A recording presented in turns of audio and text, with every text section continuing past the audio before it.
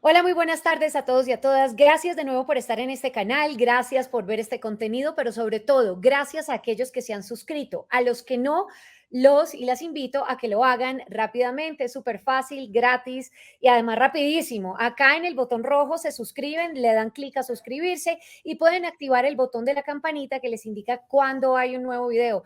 Es muy importante que se suscriban porque fíjense que ya vamos a llegar a los 40,000. La idea es llegar a la meta de los 50,000 muy pronto, antes de septiembre. Así que si tengo el apoyo y la ayuda de ustedes, sería maravilloso para que en esta comunidad tengamos incluso más acceso a las noticias y a los invitados y a los personajes, por supuesto, de la coyuntura nacional. Hoy vamos a hablar de las cosas que no andan bien en el gobierno nacional, precisamente con el presidente Petro y su gabinete, porque una vez más en Consejo de Ministros anoche, en un consejo que duró hasta las 2 de la mañana, el jefe de Estado pues mostró su inconformismo con la baja ejecución y con los resultados que ha tenido el gobierno en este primer año. Y es que el tema no es menor, porque es que según datos del Ministerio de Hacienda, el gobierno solo ha cumplido, ojo con esto, con el 27.7% del presupuesto, siendo las carteras de minas, educación y defensa las únicas que han superado el 50% de la ejecución. Estamos hablando que la han superado a raya.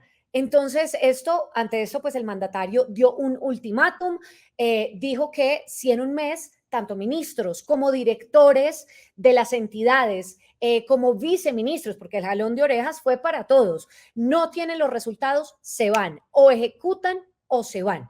Vamos a hablar con una representante de la Cámara que ha estado muy atenta, por supuesto, al tema del presupuesto nacional, a las bajas ejecuciones, a todo lo que tiene que ver con la cartera económica. Ella es la representante Catherine Miranda por la Alianza Verde. Gracias por estar en este canal, representante.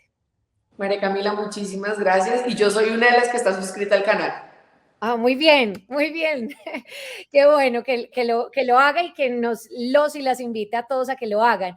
Representante, vimos ayer a un presidente muy preocupado y muy inconforme y bravo con su gabinete.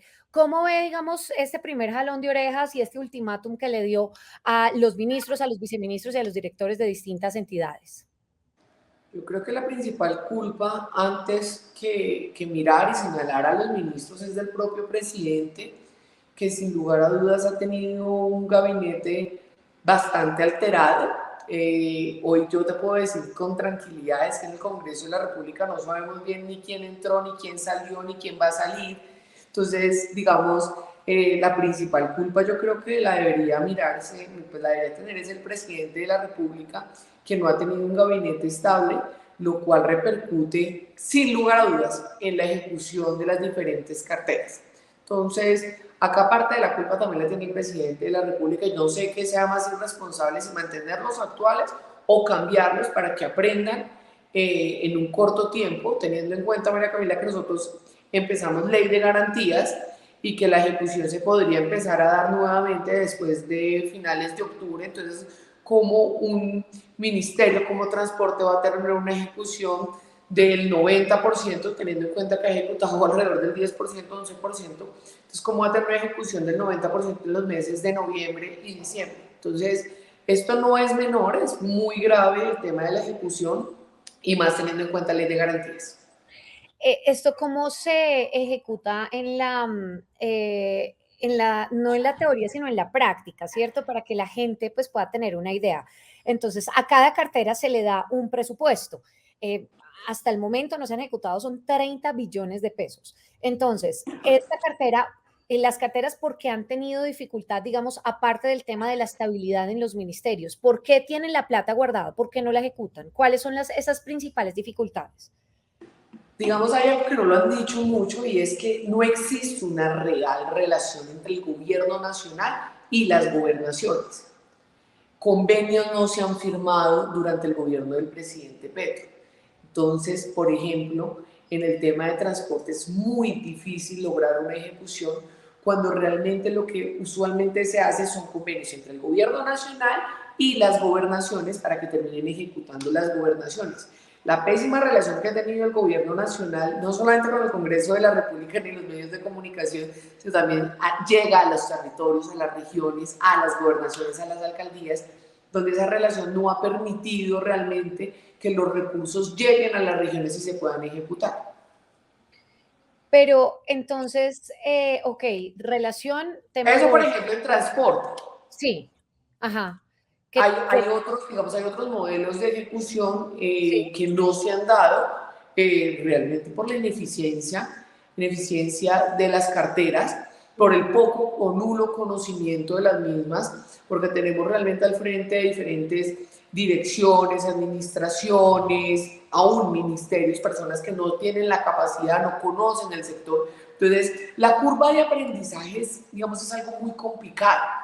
Entonces, cuando usted tiene una curva de aprendizaje y usted hasta ahora está aprendiendo, pues le es muy difícil ejecutar. Otra cosa es si tuviéramos al frente de esas carteras personas que realmente conocieran el funcionamiento del Estado, cosa que no pasa hoy en día, entonces le es mucho más difícil mientras aprende, ejecutar y después de ejecutar, digamos esa curva de aprendizaje, yo creo que el presidente Petro debió ahorrársela, no sacar personas como lo era Cecilia López, Alejandro, la ejecución tan alta que, por ejemplo, vemos en educación, no es producto del actual ministro, sino es producto del ministro pasado que sabía realmente ejecutar. Entonces yo creo que nos está pasando de cuenta de cobro la inexperiencia del gobierno nacional. incluso esta crisis pues podría generar en nuevas renuncias, no se sabe quién va a salir ahora, pero se habla de posiblemente que salga incluso el ministro de Hacienda, que pues acaba de ser cambiado por el gobierno nacional. Y entonces en este punto es lo que usted dice, como que no se sabe si es mejor que dejen a estos nuevos ministros para que alcancen a hacer algo en este mes que les queda del ultimátum que les dio el presidente o cambiar de una vez. ¿Usted cree que es mejor? Que no sé qué es más irresponsable, porque cuando usted no le permite a un ministro realmente ejecutar, apropiarse de su sector, pues va a ser imposible una ejecución. Yo le pongo un ejemplo, dígame cómo vamos a hacer, cómo va a ser el país, el gobierno nacional, para que realmente se ejecute si en un mes va a sacar ministros. Estamos a casi 2 meses de las elecciones, entonces que en un mes aprendan el sector qué es lo que tienen que hacer y deshacer para que en 2 meses, o sea, posterior que, digamos, que pase la ley de garantías, ejecuten en sectores como transporte alrededor del 90% de lo que tienen rezagado. Entonces, esto es profundamente preocupante porque la ejecución muestra que no hay una apropiación realmente del sector, hay un desconocimiento absoluto y lo que te digo, no sé qué es peor, que se mantengan los actuales o que traigamos unos nuevos que empiecen a aprender sin saber cuándo realmente van a ejecutar. El congresista Landines del Pacto Histórico decía, este es el momento en el que hay que rodear al presidente, acompañarlo en todas las decisiones que tome. Está muy bien este llamado de atención que le hizo a sus ministros, a su gabinete y demás. ¿Usted cree que es partidaria de rodear al presidente en este momento? Yo creo que lo que los presidentes y en general los políticos menos necesitan en momentos de crisis es personas que les soben la chaqueta y le digan que todo va bien. A veces esa crítica que a muchos les disgusta es mucho más productiva que rodear al presidente y simplemente decir acá nada está pasando. Entonces yo creo que estas alertas que se están dando son valiosas y en vez de que nos generen críticas hacia nosotros, yo creo que es importante que entiendan cuáles son las preocupaciones que se tienen y que se reordene pues como el rumbo del gobierno nacional.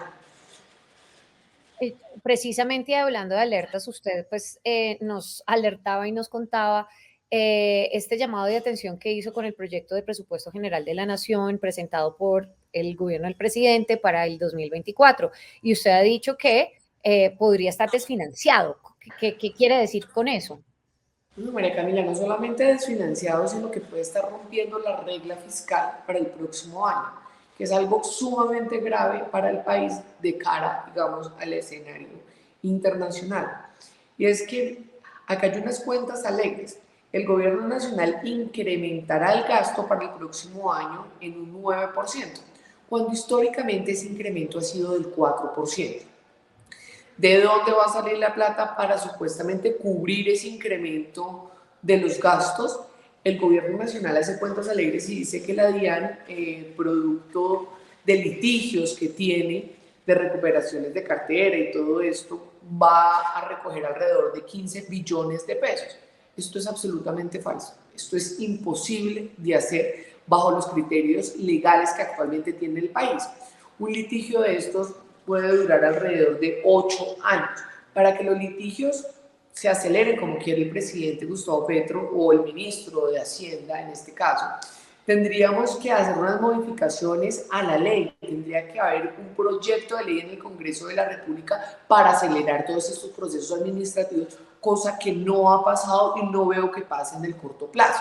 Entonces, en la realidad, esos 15 billones de pesos que dice el gobierno nacional que vamos a tener para el próximo año producto de estos litigios no son ciertos, no son reales. Entonces, 15 billones de pesos menos. También el gobierno nacional nos está hablando de 13 billones de pesos adicionales producto de una lucha frontal contra la evasión, digamos, de impuestos en nuestro país. El propio director de la DIAN dijo hace un mes largo, yo creo, acá en el Congreso de la República, que se le habían quitado 200.000 millones de pesos y que ese dinero era para fortalecer la DIAN y poder hacer una lucha frontal contra la evasión de impuestos. Entonces, en ese orden de ideas, pues tampoco hay claridad de esos 13 billones de pesos. Lo que estamos hablando es que hay 28 billones de pesos donde no sabemos de dónde van a salir, no hay claridad. Pero algo más grave aún, María Camila, es que, digamos, que están teniendo unos supuestos que no son reales, que son muy graves para el país, y es que están hablando de que esos ingresos, por ejemplo, en el tema de los litigios, que entrarían por única vez al país, a las arcas de la nación, pues quieren con ingresos ocasionales cubrir gastos recurrentes. Yo, como para que la gente nos entienda un poco, esto es como que usted se gana un chance. Usted gana un chance de 200.000 pesos y con ese chance de 200.000 pesos paga la cuota inicial de un celular. Le dio para pagar la cuota inicial, ok, pero usted no tiene asegurado de cómo va a pagar las cuotas venideras para terminar de cubrir el costo del celular. Más o menos es lo que está haciendo en estos momentos el presidente y el gobierno nacional, y es que supuestamente a través de unos litigios que nuevamente la plata no va a estar para el próximo año, tengo la plena seguridad que por litigios no vamos a tener 15 billones de pesos para el próximo año, pero digamos, asumamos las cuentas alegres del gobierno y digamos que puede llegar a entrar los cálculos más, digamos, más alegres que podemos tener nosotros es que pueden llegar a entrar 7 billones de pesos, aún tenemos un hueco de 8, pero digamos, aún con esa plata que entra, es una plata que entra por única vez a las arcas del Estado. Y usted con esa plata que entra por única vez no puede cubrir gastos recurrentes y que se van a incrementar a lo largo de los años, lo cual nos implica necesariamente que se va a romper la regla fiscal porque no tenemos cómo pagar esos gastos que se van a venir el próximo año y los años venideros. Y bueno, eso es una alerta, pero entonces ¿qué se podría hacer para que no haya esto, para que no se rompa la regla fiscal? ¿Qué se puede hacer en este momento? Bueno, el día de ayer yo traté de hacer maromas por todo lado, por eso, digamos, hice la alerta y la denuncia en todos los medios de comunicación. Es que ayer teníamos la oportunidad de devolverle al gobierno nacional el presupuesto para que hiciera los ajustes necesarios. Hoy ya no tenemos la oportunidad de eso.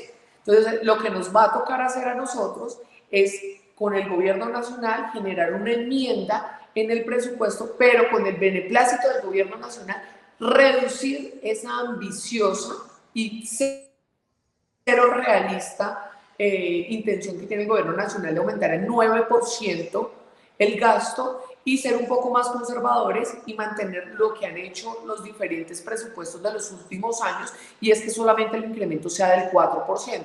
Claro, vamos a tener que dejar de gastar en algunas cosas, pero hay que ser muy responsables con el país, María Camila. Uno no puede gastarse más de la plata que le va a ingresar, porque todos los colombianos sabemos qué pasa cuando uno se endeuda, se gasta más la plata, se gasta la plata que no tiene, pues digamos, va a ser incrementos en intereses, sacar más créditos a nivel internacional, y eso va a ser profundamente grave para las finanzas de nuestro país.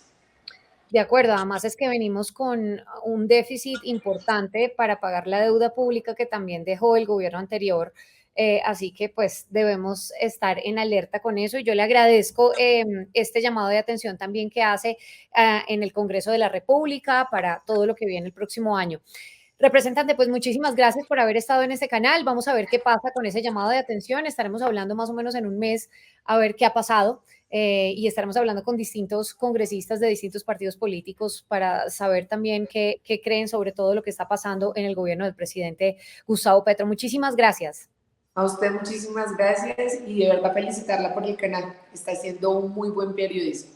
Ay, muchísimas gracias, de verdad, muchas gracias y por eso les invitamos a las personas que no se han suscrito a que lo hagan rápidamente, a que se suscriban, a que nos dejen los comentarios también. Yo trato de ser muy juiciosa y de responderles allí en los comentarios, obviamente, pues respetuosos. Se puede estar en desacuerdo con alguna entrevista, con algún entrevistado, pero si dejan su opinión y si me hacen alguna pregunta, por supuesto, estaré tratando de contestar absolutamente todos los comentarios. Muchísimas gracias, gracias a las personas que se suscribieron. Nos vemos en una siguiente oportunidad. Chao, chao.